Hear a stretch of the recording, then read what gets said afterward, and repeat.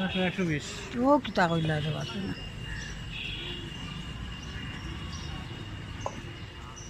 কত করে দেওয়া যায় বাবা কৌশল বললাম হ্যাঁ? 100 টাকা হইলো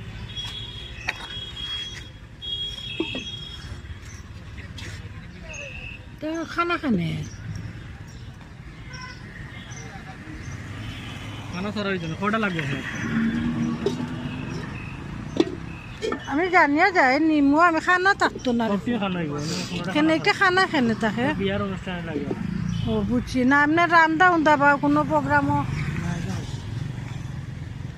ওই তো নাই না